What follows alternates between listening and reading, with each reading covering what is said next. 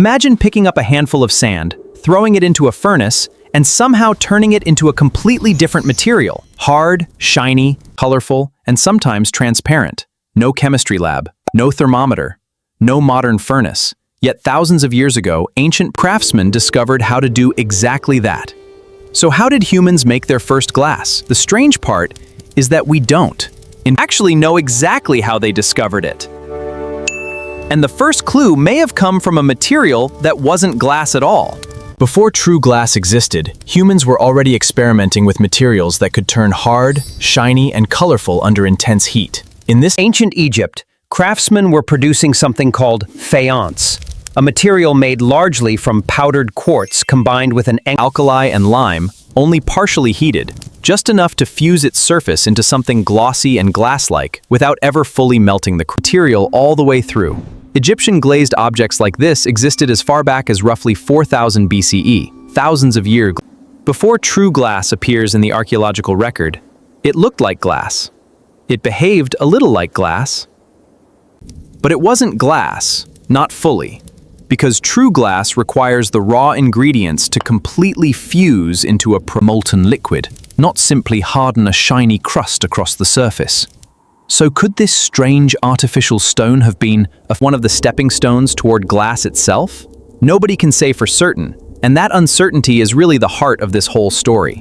Ancient craftsmen, long before true glass existed, already knew how to fire pottery, work metals, produce faience, use mineral pigments for color, and operate furnaces capable of reaching genuinely intense, sustained heat. Some combination of these existing technologies working with the same basic craftsmen already comfortable pushing materials to their melting point have eventually led to true glass. Craftsmen already comfortable pushing materials to their melting point, but working with the same basic minerals, simply pushing the process a little further than faience. But it's important to be honest about what this actually is. A possible pathway. This is suggested by the technology of the era. Not a confirmed historical sequence. Anyone can point to with certainty. Whatever the exact discovery actually was, by the early 2nd millennium BCE, something genuinely new was appearing in the archaeological record. That something is true glass, and one of the earliest known examples comes from Mesopotamia. A small blue glass lump, recovered from Eridu, is described by the British Museum, dated to approximately 20 as among the earliest known pieces of glass. It is recovered from Eridu, dated to approximately 2050 BCE, is described by the British Museum as among the earliest known pieces of glass. It wasn't a window, it wasn't a bottle. Objects like these were typically small, colorful, and clearly treated as something precious, closer to an artificial gemstone than a practical container, valuable enough to be crafted into beads, amulets, and inlays, rather than anything resembling everyday use. But making a small lump of glass was one thing. Turning that same material into a hollow container was a completely different challenge. And to understand why, we need to look at exactly what glass actually is. At its core, ancient glass came down to a fairly simple combination: silica, an alkali, lime, and intense heat. Silica, the main ingredient, could come from sand, crushed quartz, or other silica-rich mineral material. On its own, though, pure silica requires punishingly high temperatures to melt, more heat than most ancient furnaces could reliably sustain. So craftsmen added an alkali, often derived from plant ash, which lowered the temperature needed to fuse the silica into glass. Lime helped stabilize the resulting glass material further, making it more durable once it cooled. Sand or quartz, combined with alkali, combined with lime, pushed into a furnace and heated until everything fused together into a single molten substance. That was the basic recipe, though the exact proportions is almost certainly varied from workshop to workshop and from region to region. But ancient craftsmen didn't have a thermometer telling them when the mixture was finally ready. They had to learn to read the material itself, judging readiness by color, by texture, by the way. Molten glass moved and behaved inside the furnace. Knowledge built entirely through repeated, hands-on experience, rather than any measurable instrument.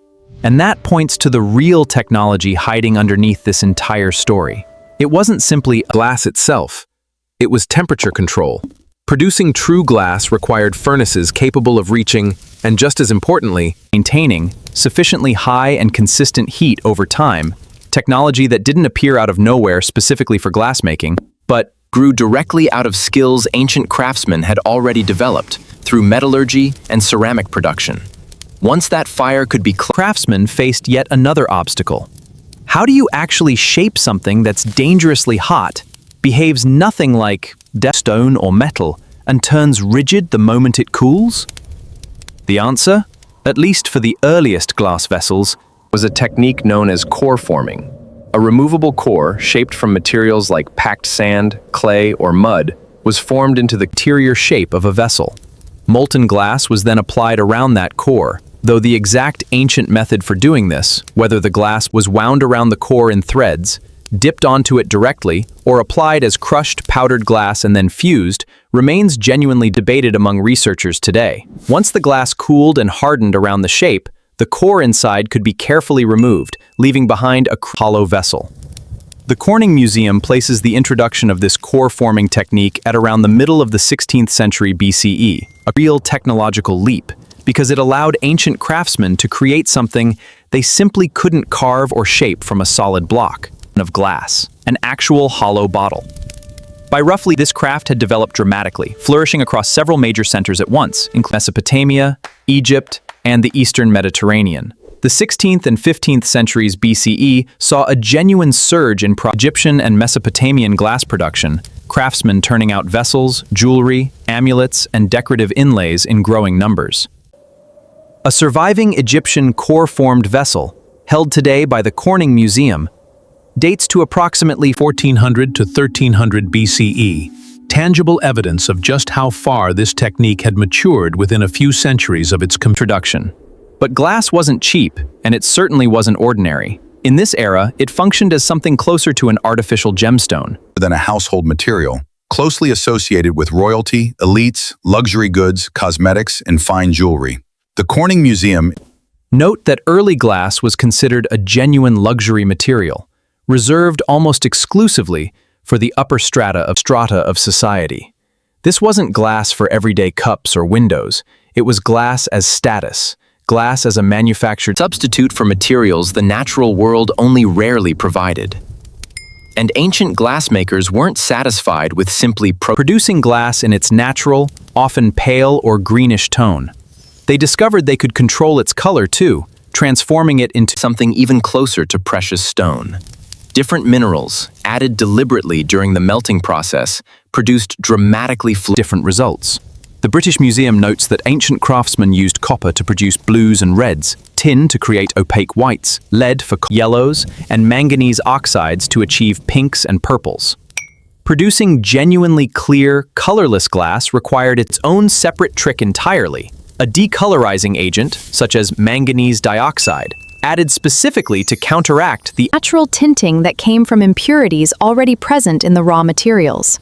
At this point, glass had stopped being simply a strange new material. It had become something closer to a manufacturing process for color and appearance itself.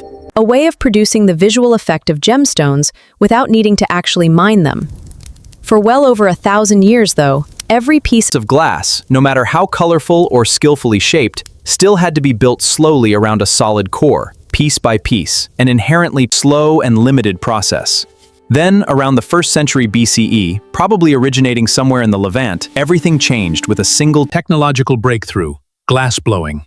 Instead of laboriously forming a vessel around a solid core, craftsmen discovered they could gather molten glass onto the end of a hollow tube and inflate it directly with breath, shaping a hollow vessel from the inside out far more quickly by comparison with the old method.